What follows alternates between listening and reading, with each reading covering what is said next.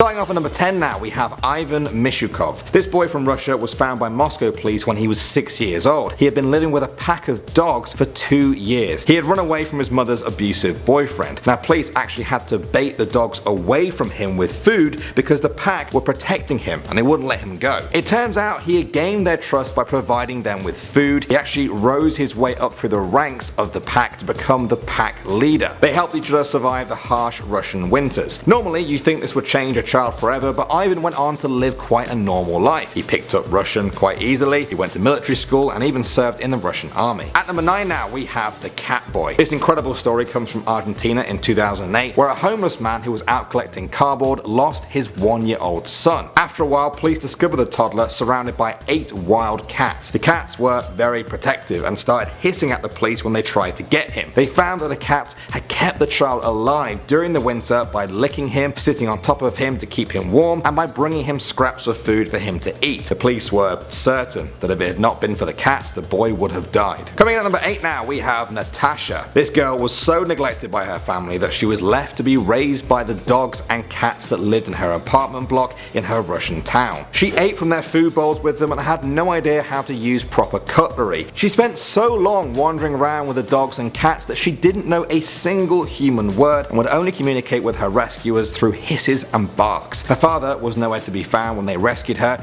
and Natasha was placed in an orphanage. At number 7 now, we have the monkey boy. In 1987, locals in South Africa found a 5-year-old boy by himself who had been spotted living with monkeys. He would climb trees and onto the rooftops. He loved fruit, especially bananas, obviously, and apparently he used to run using his legs and arms like a monkey, even though one of his legs was broken. He was given the name Saturday the day they found him on. Care workers struggled to rehabilitate him back into society from the time he spent with the monkeys, and amazingly it looked like they never could. I found news articles from 10 and even 20 years after this story that claimed he had never stopped being more monkey-like than human. At number 6 now, we have the dog boy. This story comes from Chile, where police found that a boy who had been abandoned by his parents for 2 years was now living with a stray pack of dogs. He lived with the 15 dogs in a cave and would roam the streets with them, eating out of garbage cans for leftovers. He would even drink milk from the breast of one of the female dogs. When police tried to take him into care, he ran away and jumped into the water. He barked at them and didn't say a single word. I think he had a long road back to humanity ahead of him. Okay, moving on to number 5 now, we have Ramachandra. This boy from India was first reported in 1973 when he was about 12 years old. He had been living an amphibian lifestyle by the Koano River. He was captured in 1979 and taken to a nearby village. He did not adapt too well. He preferred raw food, he couldn't walk properly, and spent his time alone by the river. As you can see from this picture, he preferred to walk on all fours. His hands had even fused into something resembling the paws of an animal. Villagers were convinced that he had lived among the many amphibious lizards and crocodiles of the river for all of his years. In 1982, he was sadly killed when a woman threw boiling water over him out of shock when he approached her. Coming at number 4 now, we have Marina Chapman. This author was kidnapped as a child in the Colombian jungle. Amazingly, she escaped and was adopted by capuchin monkeys who have been known to do this sort of thing. She learned from them how to catch animals with her own bare hands. This went on for an incredible 5 years in the jungle until some hunters found her and sold her to a brothel. She eventually escaped that as well and managed to start a new life in England. Psychologists tested her brain's reaction to pictures of capuchin monkeys and determined that along with evidence of her diet, she was telling the truth. Okay, at number 3 now, we have Sasha T. This boy was found by social workers in 2012 abandoned in a room with goats who had raised him. His mother had left him in there and he didn't know how to speak. He just played and slept with the goats. The room was ice cold and filthy. Care workers rushed him to hospital straight away, where doctors said that because of how he had lived with the goats, his brain had not developed properly. He weighed 30% less than an average child of his age. He refused to sleep in his cradle and tried to get underneath it to sleep. What made things even worse was that he was terrified of the adults around him and constantly tried to break everything in sight. Okay, moving on to number 2 now, we have the wolf boy. This story comes from Russia in 2007, where police there were hunting what locals called a werewolf boy. He had escaped from a clinic where doctors were shocked. They said he was found living with a pack of wolves in a remote forest in central Russia. He had typical wolf-like behavior and would snarl and bite at anyone who approached him. He didn't speak Russia or in fact any other language. He walked with his legs half bent and his toenails were like claws. They barely had a chance to feed, wash and clothe him before he escaped from them. Police said to be on the lookout as he is a danger to the public. And finally at number 1 now, we have have Kamala and Amala, better known as the Wolf Children. These girls were discovered in 1920 in the jungles of Godavari in India. Aged just 1 and 8, they were found to have been living with a wolf pack. The man who found them took them in and tried to rehabilitate them back into human life, and he kept a diary of their progress for almost 10 years. They wouldn't let anyone dress them and would scratch and bite people who tried to feed them. They also rejected any cooked food and chose to walk on all fours, leaving thick calluses on their palms and knees. They were nocturnal and could see very well in the dark, as well as having an acute sense of smell and hearing. Sounds just like a wolf. They preferred to eat raw meat, and the only emotion they showed was fear. Amala died in 1921 from kidney failure and Kamala in 1929 from tuberculosis. Starting us off at number 10 is John Sabunya, aka the Monkey Boy. Now John ran away from home at the tender age of 3 years old back in 1988. After witnessing his father murdering his mother, he was terrified he was next, so he thought his best bet was to run into the Ugandan jungle, and so he did. His father's body was found hanged later on after he had committed suicide, while John was still in the jungle, now being cared for by a bunch of velvet monkeys. John can even recall the monkeys coming up to him, initially offering him some roots and nuts and some sweet potatoes. They were quite wary of him at first, but when they realized he was a harmless little baby, they took him under their wing and taught him how to travel and climb trees and search for food. We a gang now, whole lot of gang shit. Now Uganda was in the midst of a very bloody civil war at the time, so people were barely going into the jungle. A year later, a woman called Millie was looking for some firewood when she ventured too far into the jungle and came upon a pack of monkeys and John. Millie brought him back to her village and fed him hot food, which made him horribly sick for a few days. He had tapeworms and wasn't in great condition, and doctors agreed he would have died very soon if he hadn't been found. He was sent to an orphanage where they spent 10 years trying to assimilate him back into society. He wasn't house trained, his nails were long and curled, his knees were white from traveling on them all the time, but now he can walk on 2 feet, play football quite well, take pictures and so forth. But the one thing he still can't do is answer emotional questions. Well, he's doing the best he can't do everything. Let's give him the wins where he gets them. Come on people, let's not count the L's. We don't count L's on top 10. Coming in at number 9 is the Wild Girl of Champagny. Now in 1731, Marie-Angelique Memy Leblanc walked into a village wearing animal skin and holding a wooden club. She was anywhere from 10 to 19 years old at the time, but she was abnormally strong. When she ran back into the trees and locals lured her back out, she spoke only through animalistic squeaks and ate only raw meat that she skinned herself. She'd usually kill something just on the spot and eat it, and showed a lot of rapid sideways eye movement, which is what people usually do after they've lived in a state of permanent alertness for a very long time. Which makes me understand animals a lot more, just FYI. Anyway, according to a few sources, she was brought to France from Canada and reached Marseille smack dab in the middle of the bubonic plague epidemic. This is just not a good vibe. Now that should have killed Marie, but it didn't because she ran away walking thousands and thousands of kilometers into the forest. She's the only feral child in history to have survived 10 years in the wild without any irreversible deterioration of mind or body. Another W for you, Marie. Surprisingly, she wasn't raised by wolves or any kind of animal. She survived completely on her own. She would use her club and other things to fight off wolves around her and other predators. When she was brought into society, she actually ended up learning how to read and write and speak French. She went on to become a nun and died moderately wealthy, so honestly that was the best glow up if I ever saw one. You go, Marie.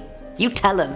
You tell them, other feral kids. At number 8 we have Dina Sanichar. The year was 1872, the location was the jungle of Uttar Pradesh. A group of hunters were going through the jungle when they stopped for a pack of running wolves, but the last wolf was strange. Strange because it was a small child running on all fours. As their curiosity was piqued by this, they set a fire at the cave the pack was at and smoked them out, killing all of them but the child. Which firstly is heartbreaking. You can't just kill the pack because you want the kid. Like, they helped raise him, they protected him and helped him survive. Either way, after they captured him, they took him to a mission-run orphanage where he was baptized and given the name Sanichar. Now, Father Erhard, the missionary who ran the place, said the boy was crazy a lot of the time but would show signs of being able to judge things. Now, he only ate meat and would always sharpen his teeth on bones. He wasn't mute, but he still couldn't talk, instead making animal noises to communicate. He didn't really bond or care about anyone except another feral child that was brought into to the orphanage. They became very attached and Sanitar was really protective of him, even teaching him things like drinking out of a cup and whatnot. And I think it's the fact that both of them spent their formative years in the animal kingdom or with animals in the wild, so it was easy for them to relate to animals, aka each other, than actual humans. He spent the rest of his short life at the orphanage, and despite being there for 20 years, he didn't become any more human. He could walk on 2 feet but preferred being on 4, dressing himself was the hardest task he could do, and he would still smell all his food before eating it and continued only eating raw meat. The only human thing he actually adopted was chain smoking, which I'm so sorry, that's like the worst thing he could have adopted. Like, we have so many better traits than chain smoking. I'm sorry, Sanitar, I'm sorry. Filling our number 7 slot is John of Liège, the first ever case of a feral child recorded in English ever. Now, during the 17th century, villagers in Belgium saw something moving around with their pigs and cows at night. They wanted to capture it, but it kept evading all their traps until one fine day, when they finally captured it and realized the creature was a human. Apparently, John was quite young when soldiers came into his village and everyone fled into the woods, but John ran deeper into the woods than everyone else, and despite hearing voices calling his name, he dismissed them as the soldiers' voices and stayed hidden. And for some odd reason, John just stayed in the forest for years and simply lived off roots and fruits. Roots and fruits, but I'm not a rapper. Now, the winter he was found, he was hiding among farm animals to share their warmth, because that winter was Canada level bad. When he was found, he had already lost the ability to communicate and didn't know how old he was, but his sense of smell had heightened. Like a dog, he could smell roots and fruits that were quite far away from him. One woman took pity on him and decided to semi-adopt him, and John got so attached to her, he would follow her scent when she went to work and try and find her, which is actually quite cute. But over time, he did acclimatize to society and learned how to speak again and lost his crazy sense of smell. Now at number 6 is the leopard boy. Back in 1912, in a remote Indian village, a 2-year-old boy was taken away by a leopardess. Now, I don't know if taken away means she kidnapped him or he was just out alone and she adopted him, I don't really know. Either way, the boy spent 3 years living in the jungle with this leopardess as his mum until she was shot by a hunter. The hunter found her 3 cubs defenseless, one of them being this now 5-year-old little boy. After a lot of searching, he was returned to his family, but the years in the wild had obviously changed him. He would only either squat or run on all 4s, but even that, he did it faster than a man running on 2 feet. His toes were bent upright, like right angles almost, his knees were covered in hard calluses, and his toes, fingers, and palms were covered in this strange, tough, horny skin. He basically fought with anyone that approached him and would only growl. He did learn how to speak later on in life and walk on 2 feet, but unfortunately became blind from cataracts soon after, and that was the end of our leopard boy. And this one's really interesting because I feel like kids in the wild are usually raised by wolves or monkeys, never a leopard. I love it.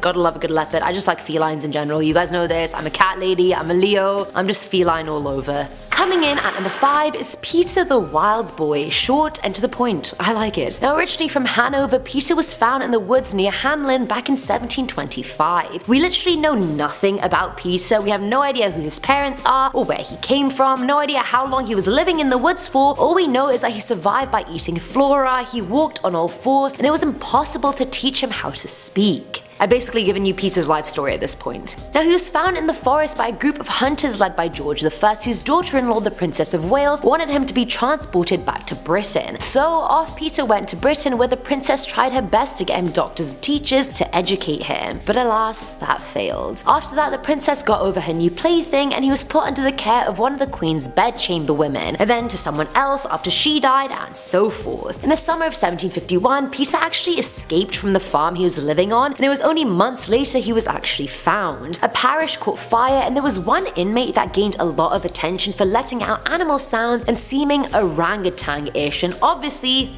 was Peter. Our Peter. Peter. Rookie mistake. Now they returned him to the farm, where they then made him a leather collar like a dog in case he ran away again, but he didn't and ended up dying at the age of 70. I feel like you shouldn't put a collar on a boy. That's just so demoralizing and just condescending, like he doesn't need a collar. At number 4 is the boy who kept running. Victor of Aveyron was a feral child who was found at what people speculate was 12 years old. It was just somewhere around the going through puberty age, which is a range. Anyway, according to Jean-Marc Gaspard Itard, at birth Victor was a normal child, but after being continuously neglected by his alcoholic parents, he ran away into the woods in Aveyron. And I know I'm butchering that word, I know. He was spotted there in 1794, and 3 years later a few hunters spotted him but were unable to catch catch him since he climbed a tree. They did eventually get him and brought him to a nearby town where a widow offered to take care of him, but he said F that and escaped again. He was spotted on and off after that, but then in January of 1800 he came out of the woods on his own accord. He couldn't speak at all, he was covered in scratches and bruises, and only liked a certain type of food. Jean-Marc was a medical student that basically adopted Victor and published reports and studies on him. His behavior, his likes, how he learned, how fast he learned, etc. He wanted to educate him and assimilate him into society, and he spent his whole life trying to do just that. Victor refused to be bathed or touched and would even burst into violent outbreaks often, but he had acute hearing. He wouldn't bat an eyelid if he heard a gunshot, but a walnut cracking? His ears would perk up like a cat. Jean-Marc helped him out of all those habits, but he never got past a rudimentary level of learning. He did have some emotional understanding, however, because when the housekeeper was crying over the loss of her husband, Victor stopped everything he was doing and displayed consoling behavior towards her. He sadly died at the age of 40. Filling our number 3 slot is Oksana Malaya. Born in November of 1983 in Ukraine, Oksana's parents were huge alcoholics and negligent as hell. They simply could not and did not care for her, so much so that one night when she was 3 years old they left her out in the cold and had no idea they did it. She crawled around on the streets and saved her own life by finding a dog kennel nearby and crawling inside and falling asleep with the pups. She was found living in the kennel in 1991 after being with the feral dogs for 6 years. She ran on all fours, as you can imagine. She bared her teeth and barked when she felt threatened, panted with her tongue out when she was happy, and took care of her hygiene like a dog would. That's not a hygienic way at all, let's be real. The only sort of communication that she could muster was yes and no, which is still better than nothing. Social services brought her to a foster home for the mentally disabled, and she went through years of therapy and education, and it worked. Woohoo! We love a good happily ever after. By adulthood, she had learned to speak fluently and well, she lessened her dog behavior, and now works at a farm and even has a boyfriend. I don't even have a boyfriend.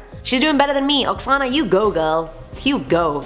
I'm like everyone's biggest fan on this list. I'm like, yes! Now at number 2 is Marcos Rodriguez Pantoja. At 7 years old, Marcos was sold to a goat herder by his father for money, and so the herder brought him to the cave he lived in. When the goat herder died, Marcos lived alone in the cave and would trap rabbits for food just as the goat herder had taught him. Like, first of all, what the hell, Dad? You're selling me to a goat herder?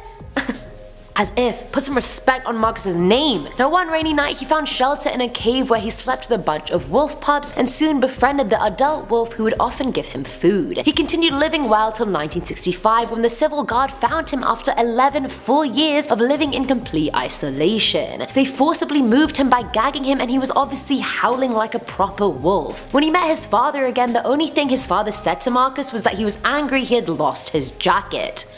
I'm sorry? I hate him so much I would legit kill the dad. How dare you say that to him after 11 years in the wild? I will kill you, I'll find you and kill you. He was then taken in by nuns and priests who taught him how to eat and talk and dress again, which I don't know how he actually achieved after spending that long in the wild, but wow, kudos to them, he actually did. They did it. Marcus was snaked a lot and scammed by people since he had little to no financial and cultural sense. So people were just scamming him left, right and center, and he was just taking it. These days he's sponsored by a Dutch family and often talks at city councils and organizations about his experience. Again, go you, Marcus. And finally, at number 1 is Shamdeo. Back in 1972, in a forest in India, a 4-year-old boy was found playing with a group of wolf cubs and was basically just acting like them, a little wolf cub in his own right. Now he had extremely long, hooked claw-like fingernails, sharpened teeth, calloused hands and knees, and bizarrely enough, he craved blood. He loved chicken hunting for some reason and had closer friendships to jackals and dogs than he did to any human throughout the course of his life. When he was found, he was taken to the village of Narayanpur, where he never learned to speak, but he did learn sign language, which is still something. It took the villagers 5 ever, but they managed to wean him off raw meat and blood, and then he actually only ate actual human meals, which if you think about it is just cooked meat instead of raw meat, if we're being honest. By 1978 he was moved to Mother Teresa's home for the destitute and dying in Lucknow. There he went from being Shamdeo to becoming Pascal. Like hello, you can't keep renaming the poor boy, he already has enough things on his plate, he's been through enough. And he basically stayed at the home till he died. Starting off this countdown we have Oksana Malaya. In 1991, a Ukrainian girl named Oksana Malaya was found living with dogs in a kennel. The story goes that when she was younger, she was abandoned and left to fend for herself. She ended up getting into a farm kennel and lived there with dogs for 6 years. The dogs literally raised her as their own. When people found her, she ran on all fours, panted with her tongue out, and barked.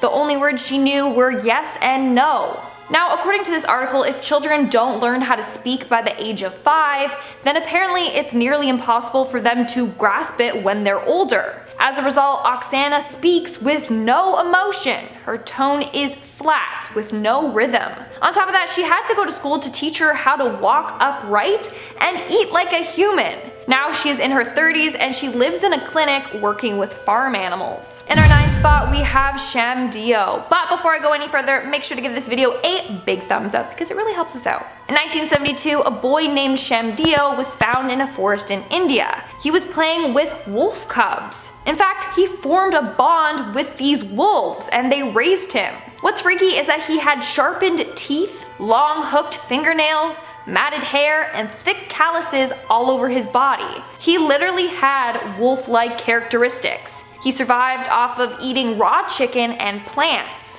What's also crazy is that he had a craving for blood, just like wolves. When he was rescued, he never learned how to speak, but he did learn some sign language. I just had to throw that in there. Okay. In 1985, he passed away. Moving on, at number 8, we have The Girl and Her Wolves. Here is another case of someone being raised by wolves. In 1845 in Mexico, a girl was seen running on all fours with a pack of wolves. She then attacked a herd of goats with the wolf pack. A year later, she was spotted again with the same pack of wolves. This time, people saw her actually eating a goat with the wolves. In the end, she was captured but escaped and went back to her wolf family. In 1852, she was spotted again but ran off before anyone could get to her. After that, she was never seen again.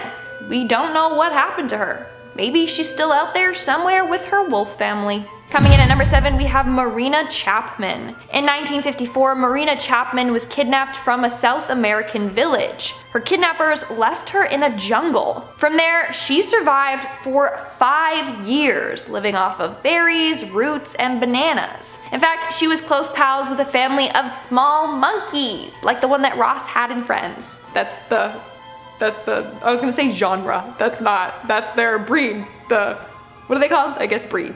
Breed? Anyway. She slept in holes in the trees and walked on all fours. In fact, one time she got bad food poisoning and an elder monkey took care of her. The monkey led her to a pool of water and forced her to drink until she threw up and felt better. The monkeys also taught her how to climb trees and how to find what trees were safe to climb, and also taught her how to find food that was safe to eat. That is insane. Now, I want a group of cool monkey friends like that. Eventually, Marina was rescued by hunters, but they were bad men and tried to sell her. Eventually though, she was adopted into a trustworthy family. The family moved to Bradford, Yorkshire in the UK in 1977 and she still lives there today. In fact, she is now married with children. That'd be sad though. I would want to stay with the monkeys. Are you kidding? Moving on, at number 6, we have Kamala and Amala. In October of 1920, 2 sisters were found in a wolf's den in India. But when they were found, they didn't look human at all. They had body deformities and had characteristics of wolves. The tendons and joints in their arms and legs were shortened. They walked on all fours, had prominent jaws, and even could see in the dark like wolves. They also growled, howled, slept curled up together like wolves, and ate strictly raw meat.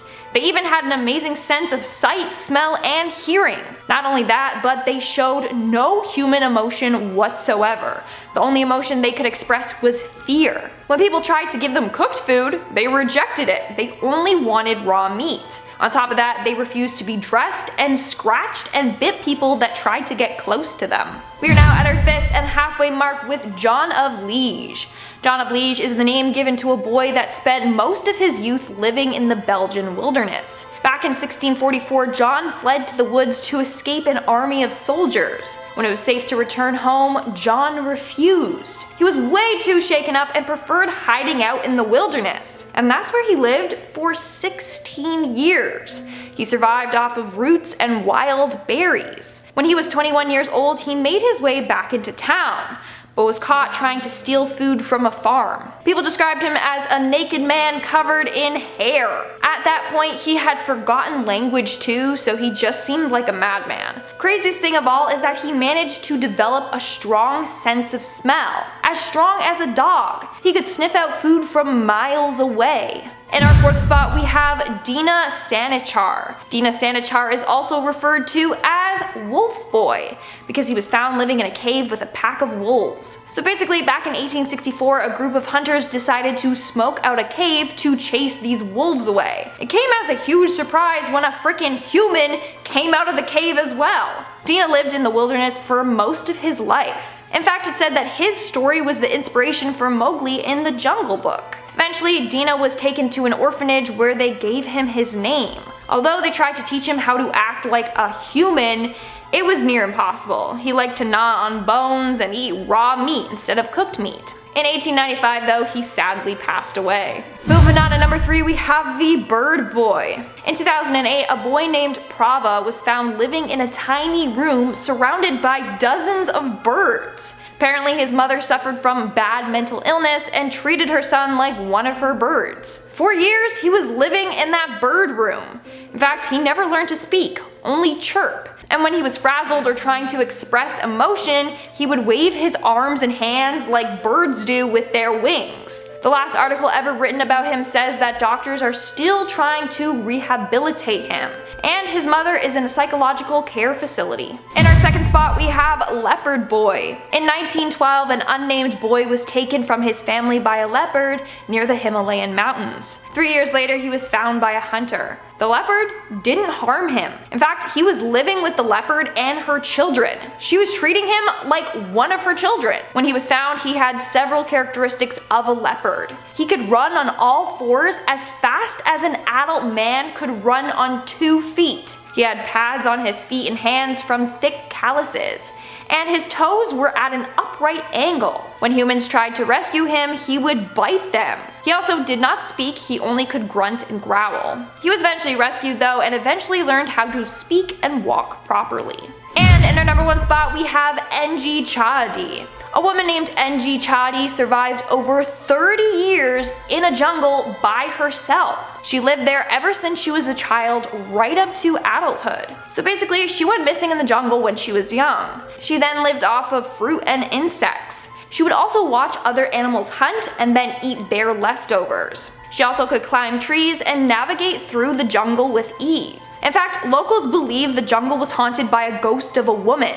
That woman was no ghost, but just Enji. Enji was eventually found when she was in her late 30s.